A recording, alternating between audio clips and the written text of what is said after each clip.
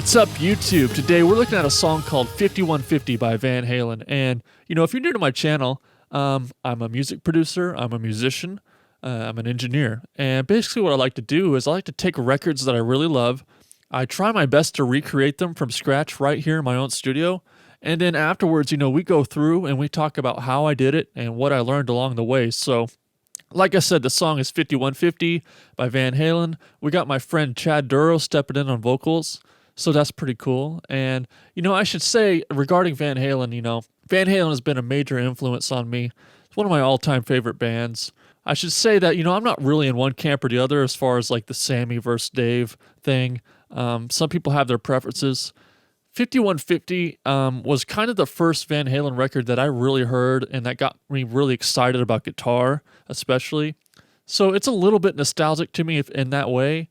That being said, after that, I went backwards, I went forwards. I've checked out all their records, and I'm a huge fan of everything Van Halen does. So I'm not in one camp or the other. I think Sammy and I think Dave both contributed, equally to Van Halen in their own unique ways, and I think there's really great music from both eras. So anyway, kind of wanted to say that just before we got started, but I should also mention this before because I don't think I've mentioned this on my channel before. If you're a songwriter or you're an artist out there looking for someone to produce your music, that's what I do day in and day out. This is kind of a fun side gig for me, but what I really do like to do is to produce records for songwriters. So make sure you go down the link below, go to my website, send me an email. If you got some songs you're looking to have produced, I'd love to check it out. So anyway, let's go ahead and have a listen to this one from top to bottom, and then we will dive in and we'll start talking about, how I did it. So here we go.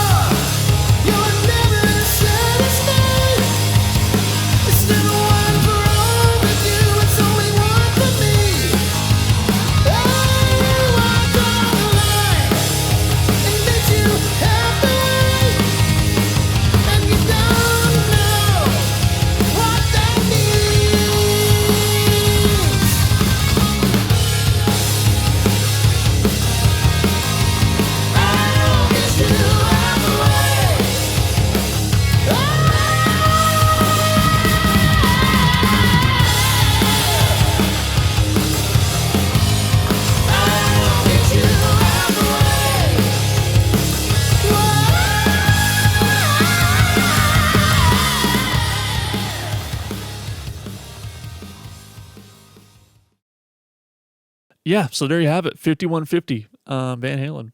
Someone asked about maybe downloading some multi-tracks of one of my previous ones. So in the description below, you can find a link to download the stems from this session. So if you want to download the stems, import them to your own session, and just kind of take a look, or even do your own remix or anything, you could do that. So there you go. I want to take a moment to talk about the drums, and before we dive into like my drum sound and what I did, I want to talk a little bit about Alex and his drumming because I think it's really important, and I also don't think it gets talked about quite enough.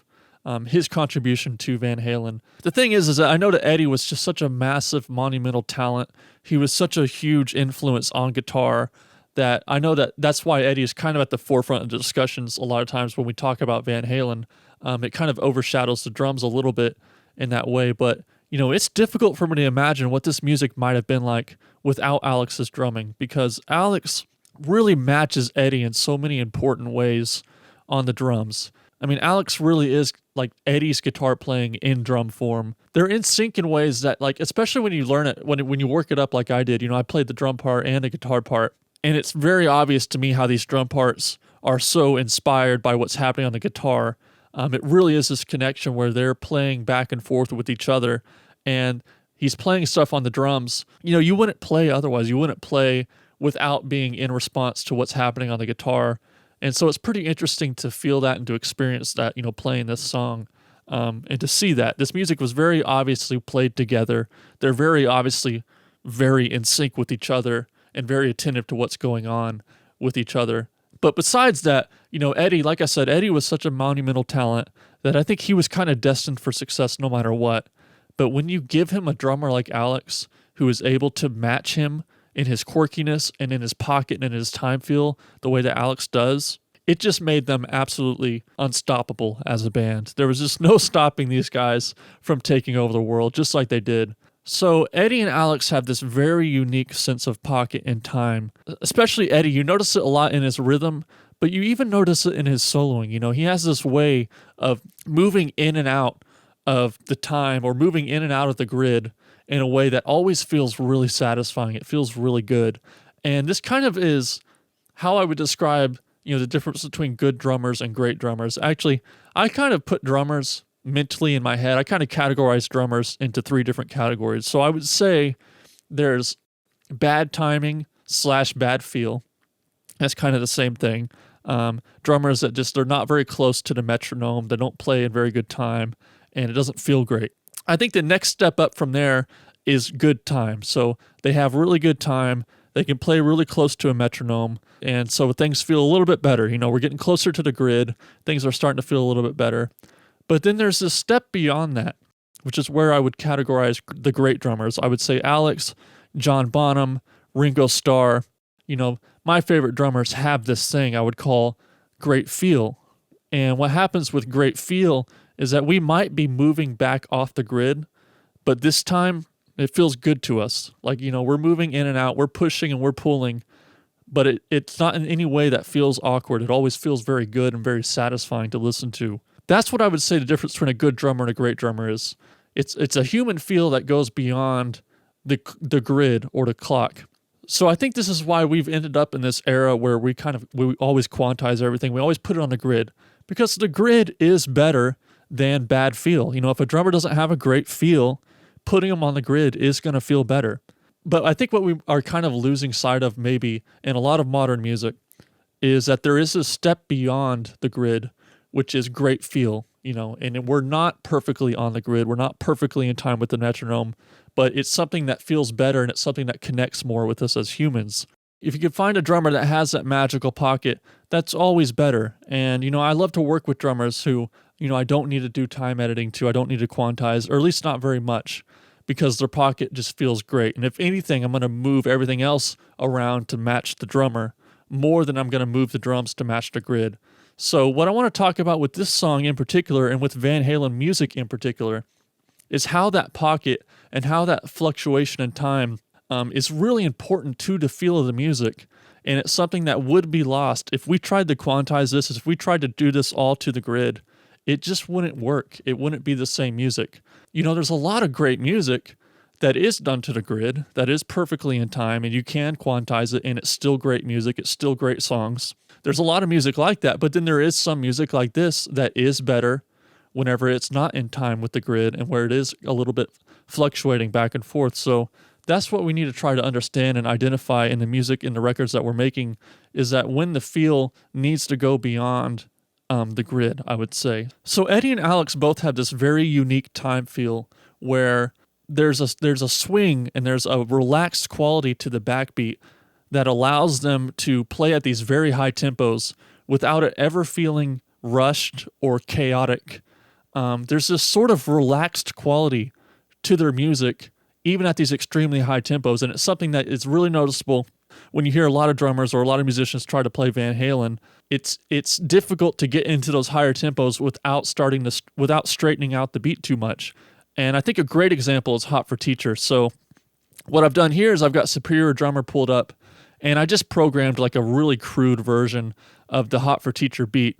And I'm just going to use this to illustrate kind of the difference between Alex and a lot of drummers in regard to, the time feel and in particular the offbeats. So, okay, cool. So right here we got a swing beat. It's a shuffle.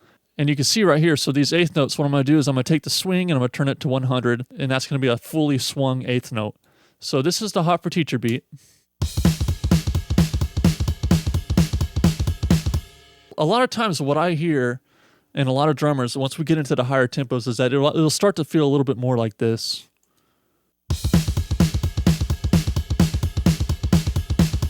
Or if they're really, really not close, it'll be like this.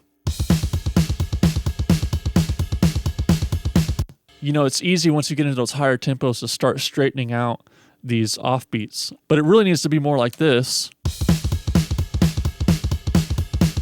That's a fully swung eighth note. But here's the thing about Alex, is that Alex will actually even swing those eighth notes a little bit harder. And so what I'll do is I'm going to actually drag this back a little bit, and this will be a little bit more like Alex.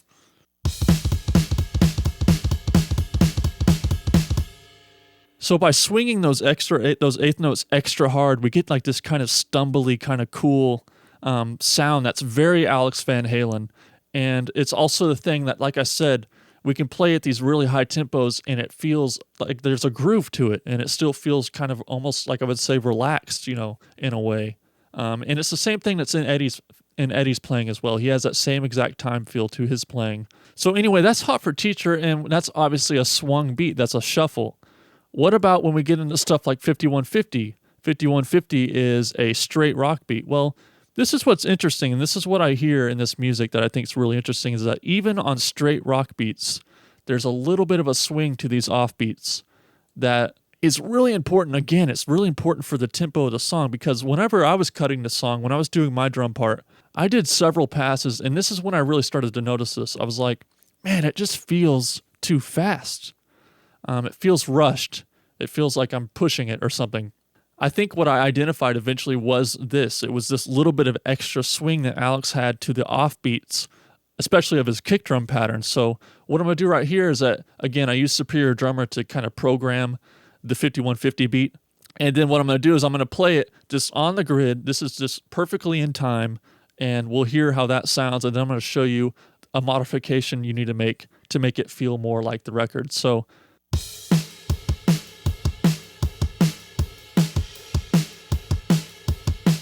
all right, so that's how most drummers would play that. That's how I was playing it when I was initially doing my drum passes. And to me, that feels too straight. It doesn't have a groove to it. It feels too fast. It's just not cool. This doesn't have that same Alex Van Halen mojo to it. Well, watch this. What I can do is I can take this swing knob like we did on the Hot for Teacher one. And what's cool about this in Superior Drummer is that you can quantize and you can have different degrees of swing. Not everything has to be 100% fully swung. So you can use this to kind of experiment with how that backbeat is going to be delayed or slagged behind. So watch as I turn this back. I'm going to take it to about, let's try like 20% and see how that feels.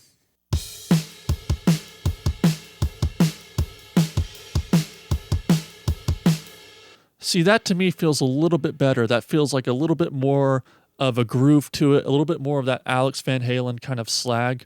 Let's try even just a little bit more. Let's see what that does for us.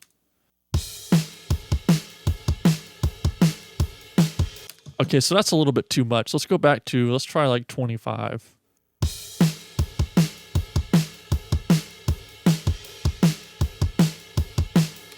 Yeah, that's pretty cool. And that's pretty much how I kind of adjusted my playing when I was playing it, was just to kind of focus on adding a little bit of a swing to the backbeats to make sure that it didn't feel too rushed and to make sure that it had that kind of relaxed quality even at these higher tempos. And you can see right here, if we go look at how I edited my drums, the majority of the edits I did were going through and dragging back these off notes on the kick drum.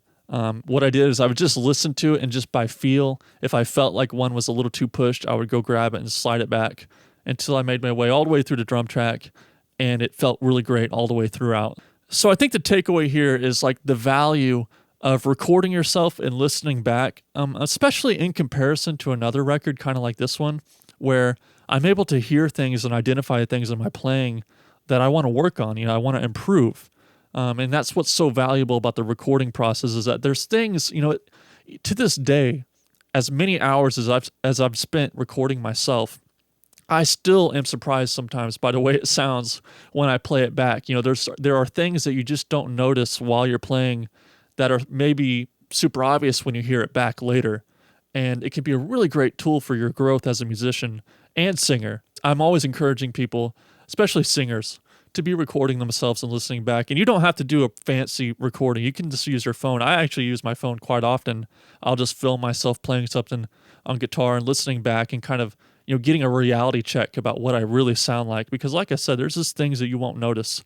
And there's actually a really great story I heard once from Steve Gadd, who's a legendary session drummer, one of my all-time favorite drummers.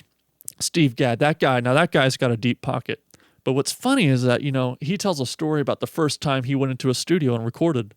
He said he was just horrified when he heard the playback because, it was so overly busy and he was stepping all over the vocal and his pocket was terrible. This is according to him anyway.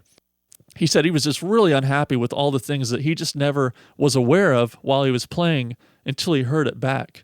So that was a really important part of Steve Gadd's growth as a drummer, was recording himself and hearing it back. And so that's why, like I said, that's part of this process that's really valuable for me as well, is identifying these things that I can maybe work on going forward. Or if you're programming drums, and you want to use that swing function, even like a straight rock beat, these are the things that we can learn from these records.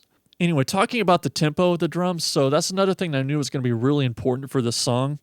I needed to make sure that my tempo was going to fluctuate and follow the original record's tempo. So because of Van Halen stuff, at least as far as I know, most of it was not recorded to a click track. They just played live together as a band. So there's quite a bit of fluctuations in tempo going throughout. I mean, obviously there's some time changes. There's some half-time sections and some double-time sections. But I'm talking besides that. I'm talking about the BPM, the literal BPM of the different sections does fluctuate throughout. So what I did is I imported the record into my session, and then I made a tempo map that follows the original record. So this allowed me to play to a click track and to have all the same fluctuations in tempo of the original record, because I knew it was going to be really important for the groove of the individual sections that they are at the tempo of the original record. And that's another thing that I think we can take away from this. It's not that we need to record without a click track. I mean, that might be one way to do it. That might be a good idea for you and your band. But I think the real takeaway is that, tempos sometimes need to fluctuate throughout a song in order to make each section be optimized, So going forward, maybe what we can think about, if we're programming drums or if we're programming a beat or whatever we're doing, we can think about tempo and how maybe making a tempo map that sort of fluctuates throughout, we can optimize each section, and the feel of each section and the groove of each section by adjusting our tempo. So that's another thing that I'm kind of taking away from this record, because I could tell just playing it on drums how important it was that the BPM was slowing down a little bit in the verse in that halftime section. It gives us a little bit more of that stanky kind of groove at a little bit slower BPM. And then the choruses are picking up quite a bit, which is giving us that extra bit of energy. Anyway, I thought that was a really cool takeaway from the tempo of this track. And like I said, I had to do it to a click track because, I'm playing all the parts myself. So I'm not playing, it's not a band playing together. I had to have something to record my guitars to before I can go record the drums. So That's why I have to have a click track. So anyway, thought that was kind of cool. Let's go ahead and take a look at the drums and talk about our drum sound. So around the 5150 record, actually starting a little bit before that, Alex was starting to incorporate some electronic drums into his setup. Actually, it started around 1984 that he started to use the Simmons kick drum pads for his kick drum. So the kick drum on this record is actually totally electronic. He had Simmons kick drum pads, and they just mounted them inside of a drum shell, just because that looked a little bit better on stage. But yeah, the kick drum were completely electronic. And then the toms were actually a mix of acoustic and electronic toms. And then the cymbals and the snare drum were totally acoustic. So that was Alex's drum setup at this time and on this record. For my record, I don't have any electronic drums, so everything I did was just I mic'd up my drums, and then for the kick drum and for the toms, I just triggered some samples to give me those electronic sounds. So we can take a look real quick. I got a video of my drum setup with the miking, and I talked a little bit about the tuning, so we'll just take a look at that real quick. All right, let's do a quick overview of the drum setup. So this is for 5150, and you can see I've got my stereo pair of small diaphragm condensers set up. Just kind of over the cymbals mostly. And then we can see over here on the hi-hat, I've got a 421, and I've got this, these are Peisty 15-inch black label hats from the 70s.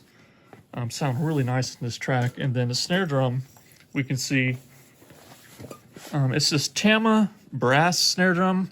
It's not a bell brass, this is just a snare drum that came with the Tama kit. It's a 6.5 by 14 drum. And you can see I've got all this tape on the head, so what I was looking up about Alex and the way he likes to do his snare drum is that he basically in the studio would just cover it with tape like this, and then that allows you to be able to tune the drum up really high, and then you still get this really beefy tone. So especially these strips across the center of the head really lower the pitch a lot.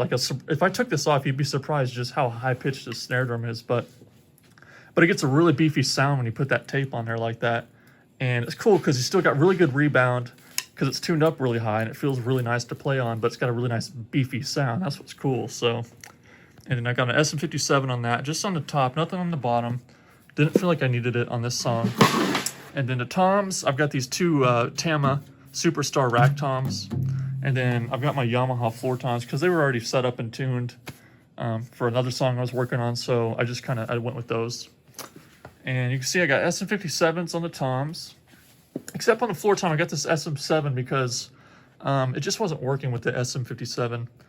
And I find quite often I favor a different microphone for the floor tom over the rack toms because, I don't know, the floor toms they're usually so different. They have so much more low end and stuff that it usually seems to want a different mic on it. And this SM7 worked out really great. I was kind of surprised. I usually use the D112, but that's tied up with the kick drum right now. So I'm really happy with how that tom sound came out though. And then let's have a look over here at the kick drum. Just one mic. It's the AKG D112. And I'm about halfway in, pointed straight at the beater. And that's giving us a lot of attack, which is kind of a big part of the sound. But actually a surprising amount of low end too coming inside of that drum. I guess it's this Birch Tama Superstar shell just has a lot of low end. So I like the way that came out too. And yeah, that's pretty much the drum setup. Okay, cool. So let's just take a look at our drum sound. I'll just solo it up and we'll just give it a listen.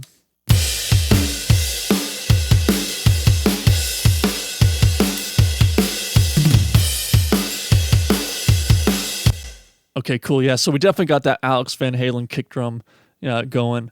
His kick drum has always had that kind of like abnormally punchy quality to it. That's just super cool. Even on the earlier records where, they weren't using electronic drums, they were just all acoustic.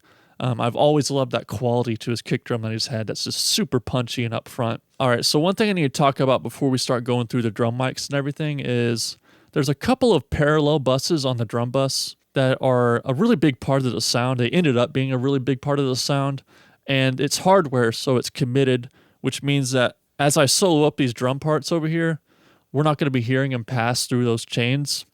So I just wanted to mention that because you'll notice a little bit of a change in the sound once I start soloing up the drums. But the parallel chains I was using was this Black Box Analog Design HG2, which is like a tube saturation box. And then another chain I had going was a Chandler LTD2 limiter, and then followed that with a Pultec. So I used, if you've heard of Access Analog, which is like this online, it's a plugin actually you can use in Pro Tools, and it connects to a server where they have all this really cool analog gear set up that you can use. And you just kind of process your thing, and then you commit it like I did here. So that's what I used for my drum buses. And real quick, I'll go ahead and play the drums, and I'll take those in and out, and you can hear just how much that's adding to our drum sound.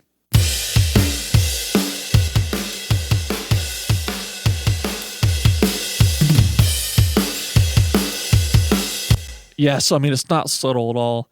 I was really trying to get some thickness, especially in the low mids, out of it with that saturation and with the limiter. The Chandler limiter is really good for that. Anyways, let's go ahead and take a look at some of our drum mics. So the overheads sound like this.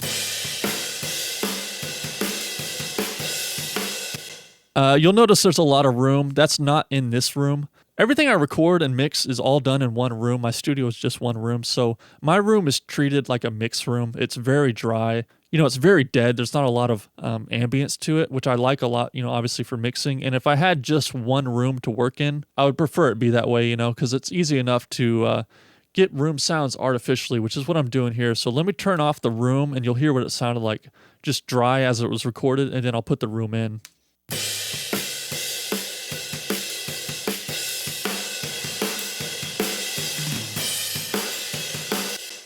And that room sound that we're hearing is this plugin, Valhalla Supermassive. And there's this preset here. If you go to Reverbs, Small, it's called Lunar Lander 1969. And I really like this preset because it reminds me a lot of the Large Wood Room preset on the Lexicon 480L. So if you've ever been in a studio with a Lexicon 480, the Large Wood Room preset is one of my favorite presets for kind of creating a room sound for the drums artificially. It's a beautiful preset, and this is very reminiscent of that sound. So if we look at our mics, so what I'm doing here is I'm kind of carving out a lot of the low end. I really want my overheads in this particular scenario to just be cymbal mics. Sometimes our overheads are like an overall picture of the drums, but then on rock stuff like this, where we're kind of relying on a lot of the close mics for our sound, a lot of times I'll end up carving out a lot of the low end out of the overheads. So it's pretty much just cymbal mics. So that's what we're doing there. I wanted a very bright, very exciting cymbal sound. And I knew that my kick drum and my snare and everything would be coming more from the close mics. So moving on to the kick drum. So I've got this kick in mic. I should say I went into this knowing that, since Alex was using a drum sample, I just really wanted to get a good clean capture of my kick drum. And I pretty much planned from the start to be triggering a sample because I have a Simmons kick drum sample, which we'll look at in a second. And so I pretty much knew that that's mostly going to be my kick drum sound. It's going to be that sample. So, I mean, I still put just about as much effort as I usually would into capturing a good drum recording of the kick drum. But like I said, I knew we were going to rely pretty heavily on the sample. So we can listen to this, but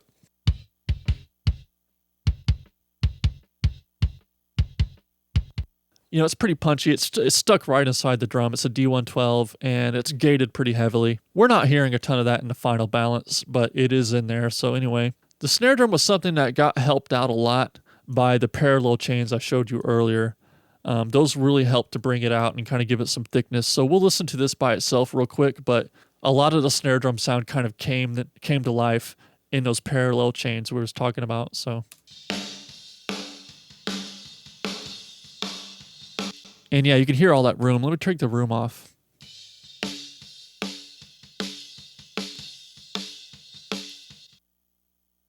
And the thing I love so much about Alex's snare drum sound is it has this really thick kind of woody beef to it. I have this mix trick that I do pretty often that's really great for kind of just bringing out just that fundamental richness of a snare drum. And so basically you add a parallel bus, and then you take an EQ like the Fab filter, and you use a bandpass filter in linear phase mode, and you sort of sweep around until you find that note of the snare drum. You find that low, beefy fundamental pitch of the snare drum. And then you can follow that with a little bit of distortion and saturation. And what you can do is you can blend this into the snare drum and listen to how it can really beef up the snare drum in a supernatural way. It sounds to me, it doesn't sound like the snare drum is being EQ'd. It just sounds like the snare drum is thicker and like it probably always sounded that way. So let's see what that sounds like.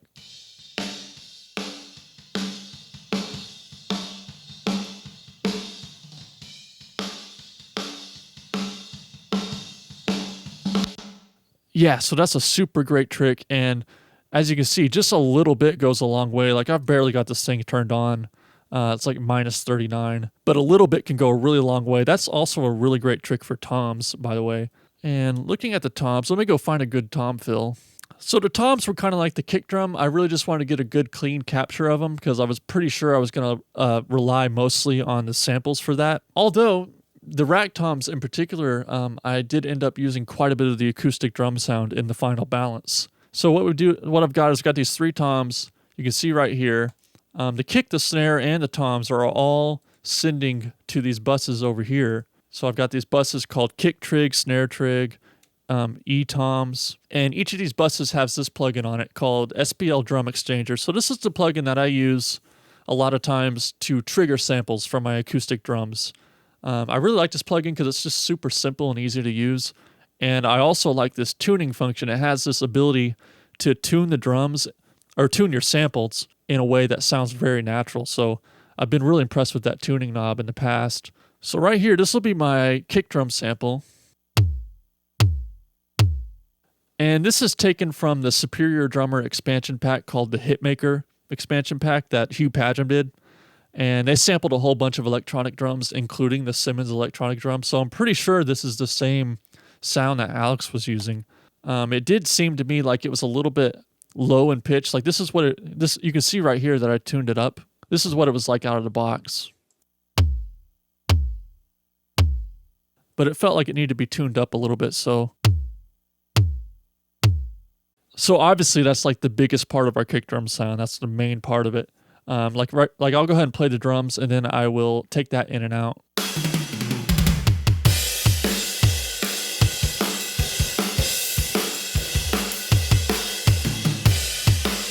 Yeah, so that's pretty much our whole kick drum sound right there.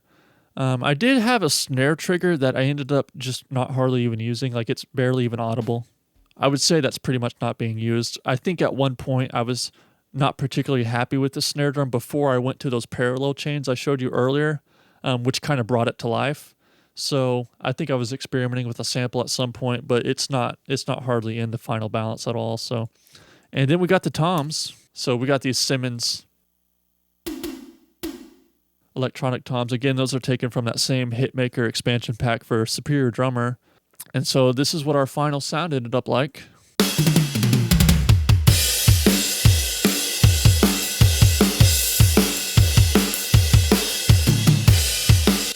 Such a fun sound, especially that kick drum. But anyway, yeah, that's pretty much the drums. We can go ahead and take a look at the bass.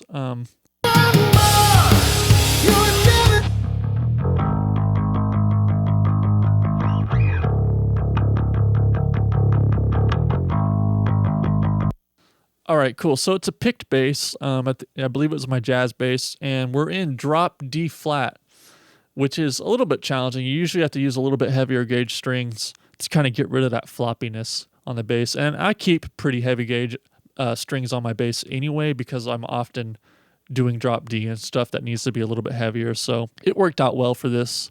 My recording chain would have been the bass into this Origin Effects bass rig, which is like a bass preamp pedal, into a preamp, and then through a Stam Audio SA76, which is like 1176. And what's great about 1176 on rock music is that, you know, you can, at a higher ratio and then with some fast attack and a fast release, you start to get some really nice grit in the sound, which is really great for rock music like this, especially with a pick.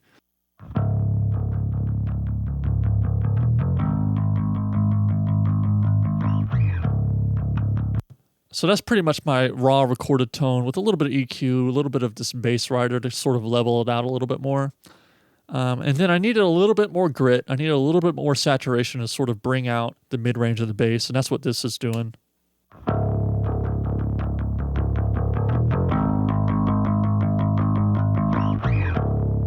And that was another Access Analog piece that I used. I think it was the Thermionic Culture Vulture that I used just to get a little bit more tube saturation, which can be really important for bass, especially on rock stuff. I will say, as far as distortion and saturation goes on bass, I'm usually not any more heavy-handed than I have to be because I don't really like when basses get too distorted or too gritty. you can very quickly start to crush the low end, and which I don't like. I like a pretty clean low end, and then I like the saturation and stuff to be happening more in the mid range on the bass, because that's the only place where it really needs to happen. And a lot of times I'll use FabFilter Saturn for that. That's a really great plugin for just getting some saturation just in the mid range and keeping the low end really clean. But I used that hardware piece on this one and it worked out pretty well. But the only kind of unique thing I really did on the bass was on this pre-chorus section.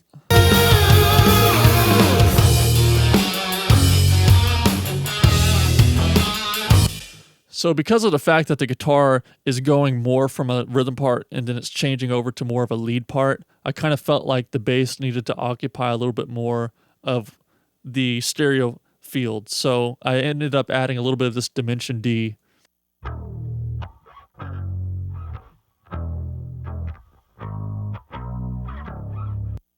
And so that's just on this pre-chorus.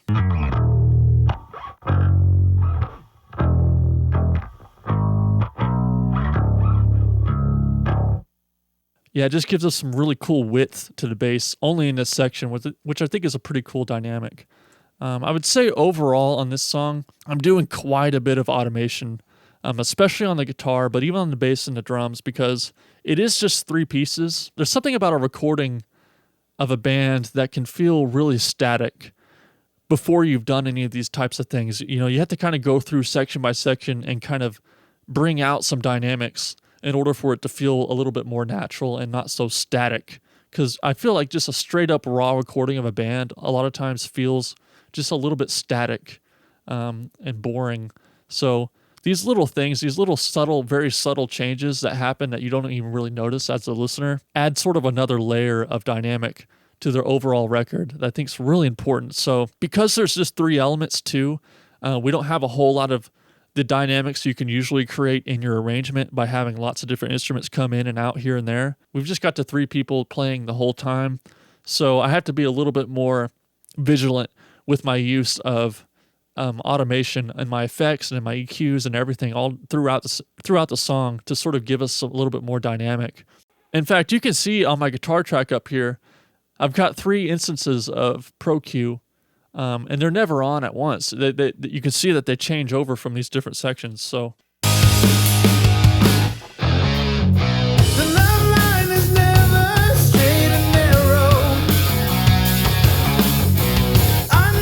Like, in fact, here's a good example of some of the automation moves I've been doing.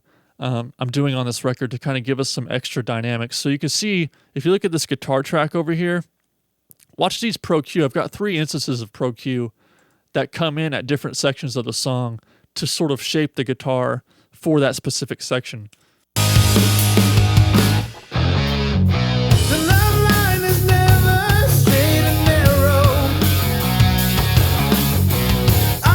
And then you can see over here, I've got this instance of H delay that comes in just on that one part of the guitar riff.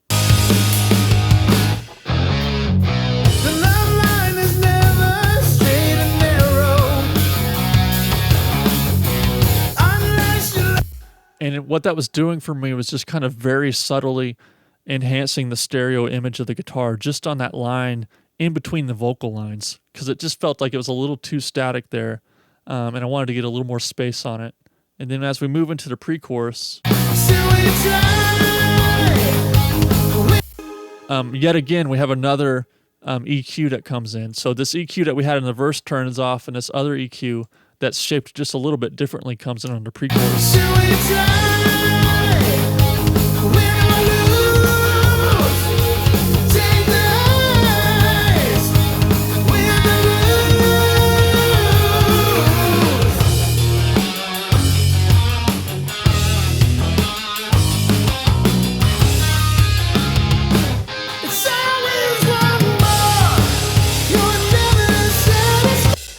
So yeah, quite a bit of automation moves on these different delays and EQ settings for the guitar in these different sections. Again, just to kind of add some dynamics and some movement that is just not there in the raw performance by itself. So let's go ahead and move on to the guitars on that note. My approach to getting this down was to go ahead and just record a DI through an amp simulator. So I was actually using this amp plugin right here just to record my part, just to get the thing down, because I knew that I was going to be so fanatical about the guitar tone. I was going to want to tweak around on it so much that I kind of knew right from the start that my best approach was probably going to be to reamp. So if you're not familiar with what reamping is, basically what we do is we record the guitar signal direct into the computer, and then we send that signal out through a guitar amp, and we can re-record the guitar part through different guitar amps.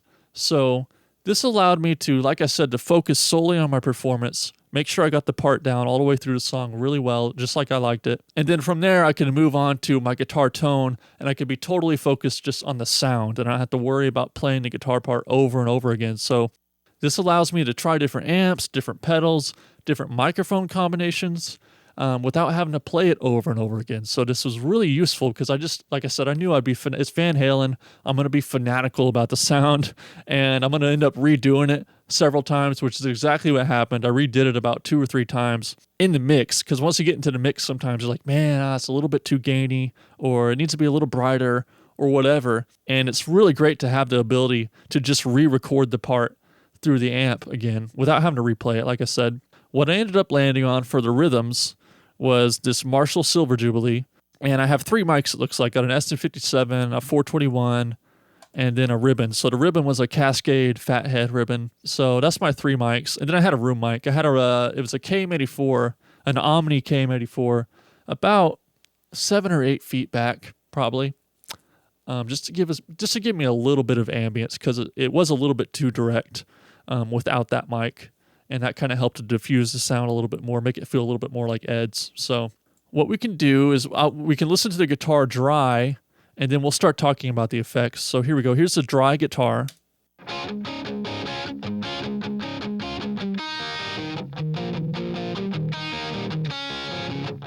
All right, cool. So you'll notice that it's panned hard left.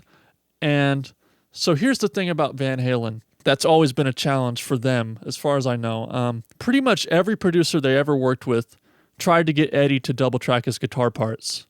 And the reason is that, they're just a 3-piece band. It's just drums, bass, and guitar.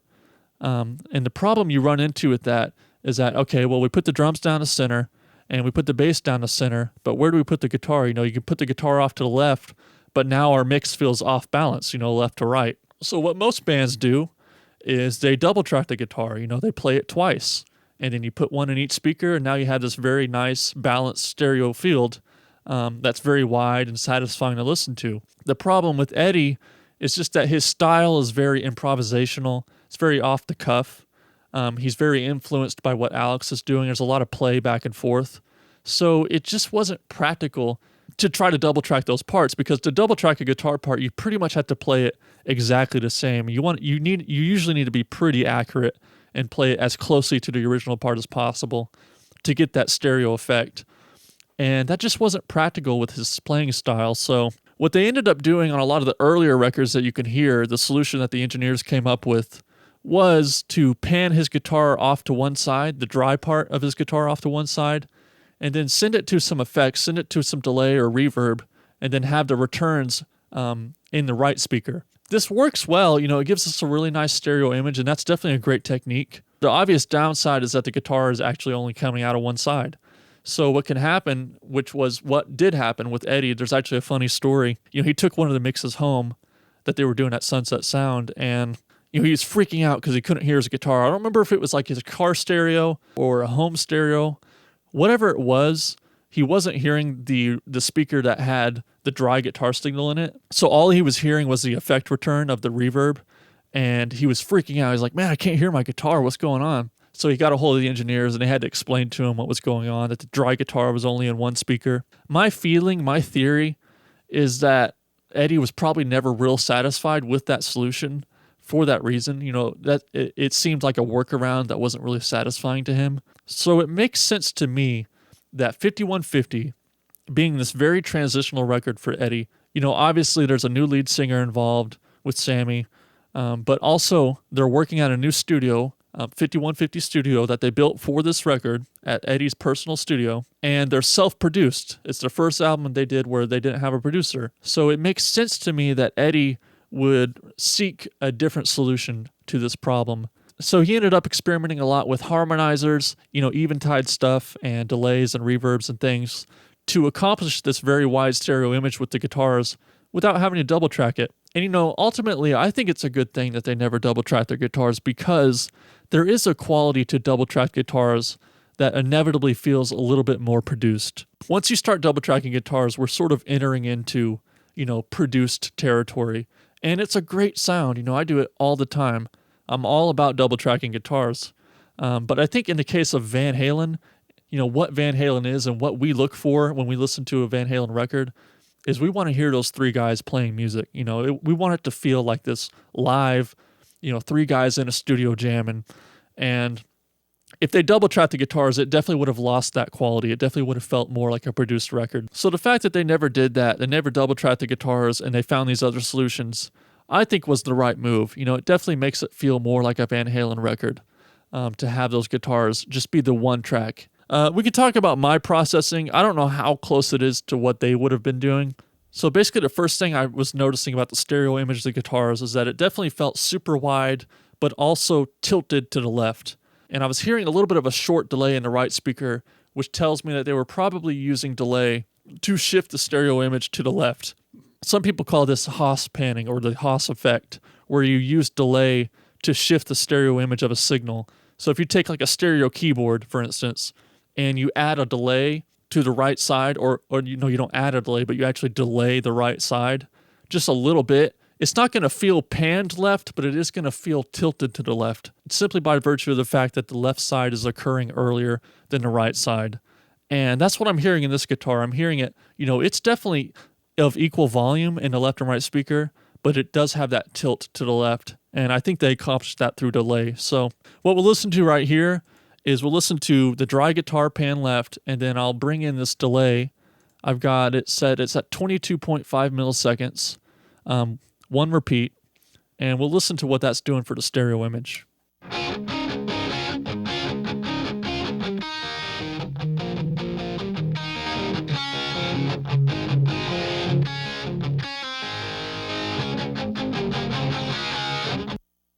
So that's pretty cool. I mean, that one single delay, one plugin, is making this guitar part super wide. And if you didn't want to go for the kind of coursey guitar sound that I'm going to show you how I got here in a second, you just wanted a regular kind of dry guitar, and you want to take it, like I said, not double track, just that one performance, that's a great way to do it. And then the next step from there would have been just this Eventide H3000. So he was using, I believe at the time, the Eventide H949, and he had actually two of them because those are mono units. So he would take two of those and he would use those to detune the left and right side of the guitar part and give it that kind of cool detuned sound. It sounds almost like coarse, but it's a little bit different, and I'll talk about why it's different here in a second. So real quick, let me just show you the settings on my H3000 that I use for this, and then we'll listen to what it sounds like. So, okay, so the preset I would have been using was 528. It's called Real Coarse, and basically the only modifications I made, let me load that up real quick. And what I did is I took the delay and I turned that all the way off because there's no delay in this sound. And I went to the detune and I turned it down. It was just a little bit too detuned, a little bit too wide. And so I turned that down to 7, and then we can hear what that sounds like.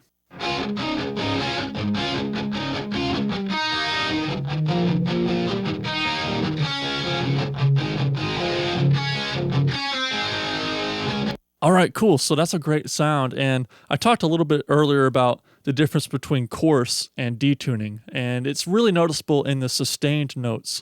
So like, listen to this right here. Now, if that was a chorus, what we would hear during that sustained chord is that we would hear the modulation and the pulsing of the pitch happening. But the cool thing about detuning, like Ed does, is that it has this real stable sound in the sustained notes. So there's none of that pitch wobbling that you get with the chorus, which is the main distinction that I'm hearing in this sound, which is how you can tell that it's a detuned sound or a micro pitch shift type of sound versus like a coarse sound. So, and that's pretty much all the effects on the guitar. So like I said, we got that one delay with one repeat going to the right speaker, and then we got the stereo H3000 or H949 or H910 or whatever you have to use for that kind of thing. But that's pretty much my rhythm guitar stuff. So let's go ahead and take a look at the solo. Solo was done the same way. I recorded it DI with an amp simulator, and then I put it out through an amp. So I tried a few different amps, and the one I landed on was a Marshall Bluesbreaker. And a lot of times it's nice to use a different amp for a solo than the rhythm guitar stuff, because it kind of gives you that nice degree of separation that just happens naturally, when you're using different amps for those different parts, because I use the same guitar. So it had a really nice way of kind of separating itself from the rhythm. And another thing I noticed about the lead guitar is that it's just a mono guitar with some reverb and delay. He didn't do all of the pitch modulation and the stereo width stuff that we did on the rhythm guitar, which is nice because, our rhythm guitar stays very wide and it leaves space in the center for the solo. So let's just go ahead and solo up the solo, and just hear what that sounds like.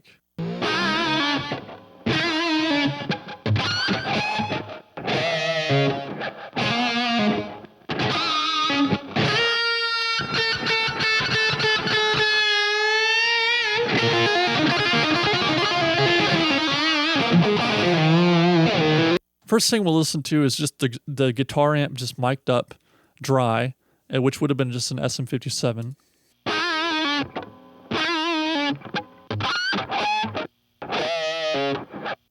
So that's our dry guitar sound. It's just one mic. I noticed that he's using quite a bit of this kind of roomy reverb for this section of the song. It's quite a bit more reverb than I would typically use on a guitar solo, except I think it does provide this really nice scene change for the solo by giving it this really distinct roomy quality. So I ended up liking it a lot. I used my Lexicon PCM60.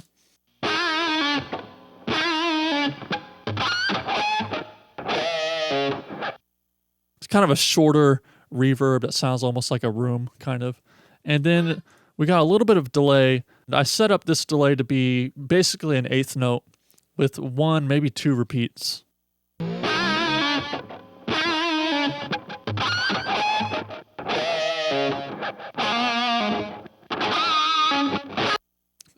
I like eighth note delays because they're not super long and they make the sound a little bit more exciting because it's like, it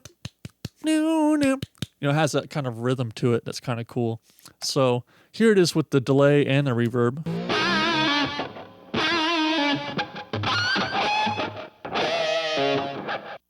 And then the last thing I did is I ended up blending back in some of the amp sim that I was using when I tracked it, because it felt like I needed a little bit more buzz to the top end, and you can hear right here.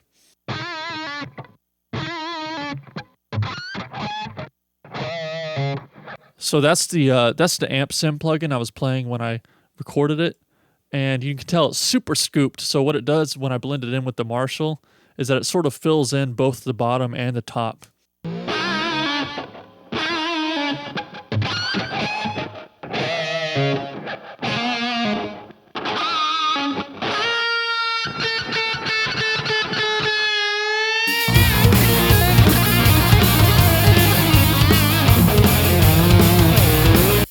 Yeah, so that actually ended up being a pretty important part of that guitar sound, was blending that amp sim back in. One other thing about the guitar I need to talk about, and that's the tuning. So let me grab a guitar real quick. All right, cool. So what I got here is I got a guitar just perfectly in tune with the tuner. The thing about this song I was struggling with was I could not get my guitar to sound in tune, no matter what. It was actually kind of driving me insane. So what was happening was I had worked up the song, just by ear, and I was playing all the right notes, but I was playing a couple parts in different positions on the neck than Eddie. So I went and I watched some live footage, and I'm like, I got to figure out what's going on here. So I went and watched some live footage, and I saw the parts where he was playing him at a slightly different position on the neck.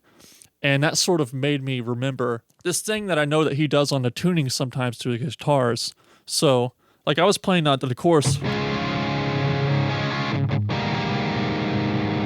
but he's actually playing it up here.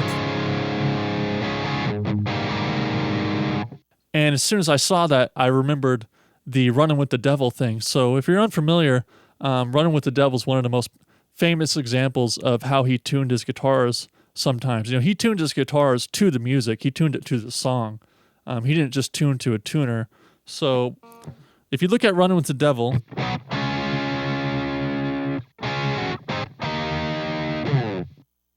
it doesn't sound very good. It sounds kind of out of tune. And so what this is that, on the guitar, a lot of times these major third and minor third intervals have a lot of rub and a lot of dissonance to them, especially once you start going through high gain amps. So what you can do is that you can detune that third, and for whatever reason, it just sounds a little bit more in tune. Like, check this out.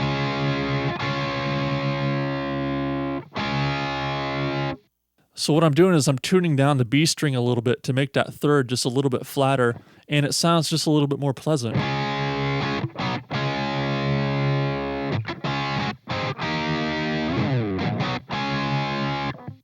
That's a lot better. And that's the same thing he's doing on this song, that chord is really in tune. Or this down here. That was the thing that was driving me crazy, because... So here's the guitar tune normally.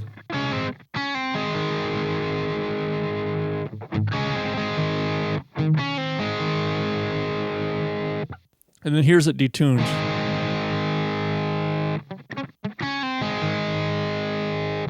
So that's a pretty big difference, So anyway, that's the thing about Eddie, is that, like I said, he tuned his guitars to the music and to the song, which is something that, especially in the studio, can be really important. I think of tuning in the studio, I think of using a tuner as just the first step, really. Because a lot of times, you can get it in tune with the tuner, but then you go to play your part, and it doesn't sound very in tune with the music. And you can have your guitar set up really well, you can have perfect intonation, and for whatever reason, guitars, they're just not perfect instruments.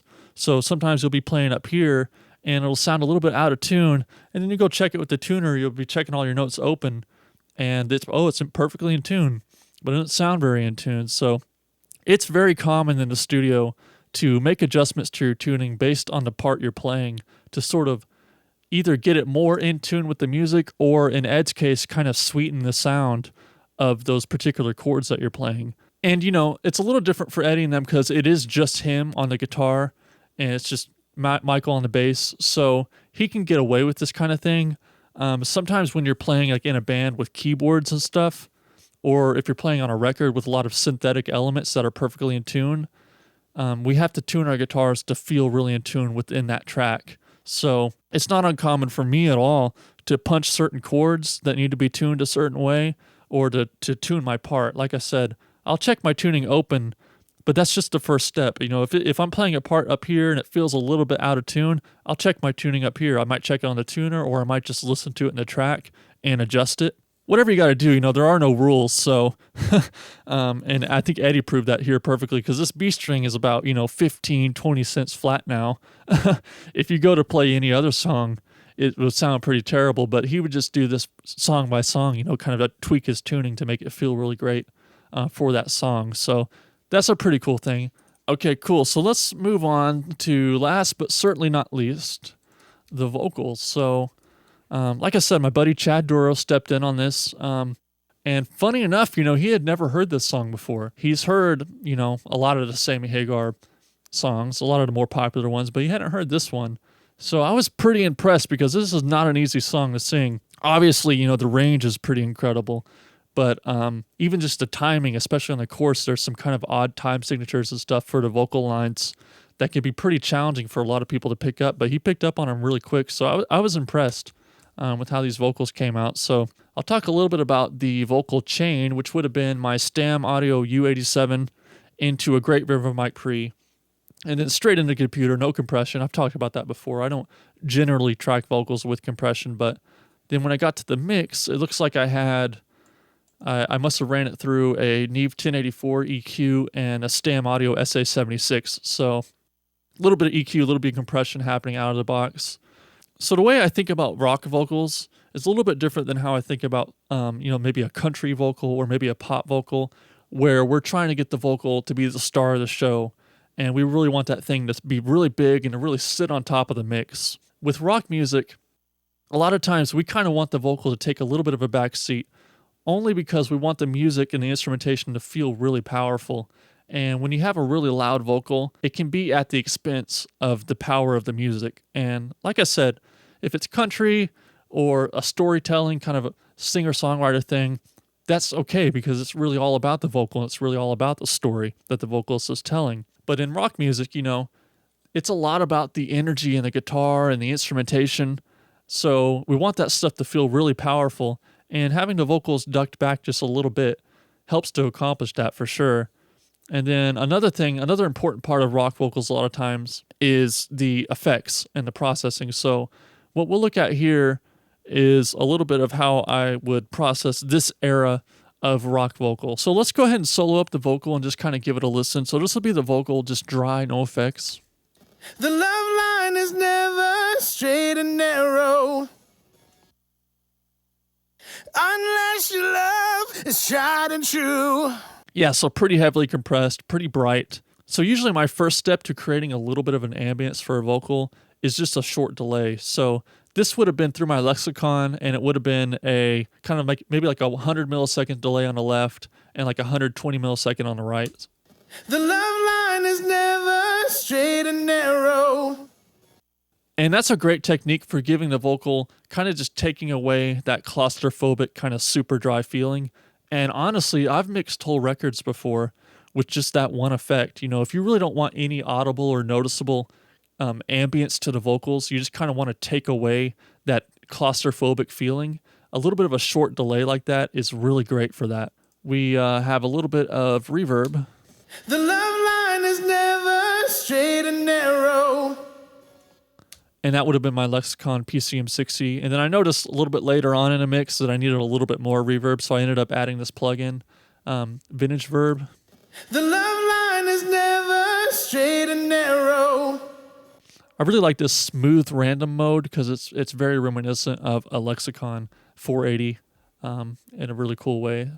And then last thing would have been a little bit of doubler, which would have been the Eventide H3000. A lot of times for vocals, my go-to is the micro pitch shift preset, which I think is 519, I believe. And we can hear what that sounds like. So the love line is never straight and narrow unless your love is tried and true. Yeah, so that's pretty much our vocal sound. And then the last thing I'll look at here is on the end, I was kind of helping out these high notes with a little bit of delay.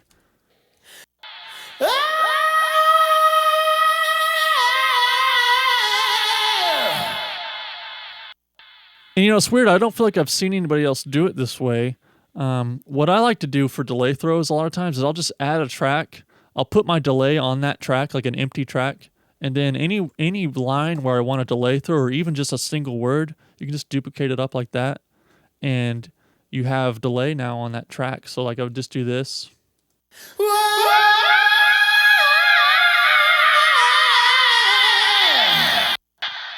And that's just like a super easy and quick way to get delay throws or reverb throws on certain lines. So a lot of times I'll have 2 or 3 of those set to different rates. I'll have one at an 1/8 note value, one at a 1/4 note, one at a 1/2 note, and very quickly you can kind of go through a track and add some nice little delays here and there, just some one-off stuff that kind of gives us some nice dynamics throughout the track. Or in this case, just sort of helps out some of those higher notes. Rather than using a delay send and having to automate the return and stuff, this is kind of just a quick, easy way to do that. So anyway, I hope that's helpful to somebody.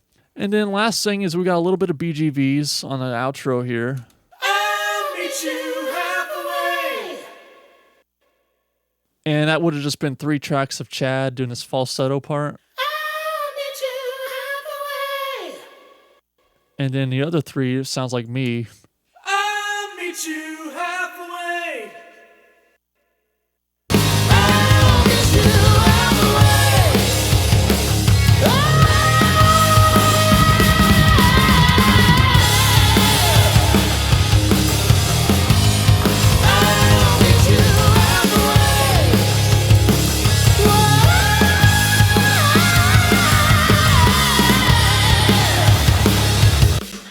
And yeah, I think that just about covers it. So there you go. That's 5150 by Van Halen.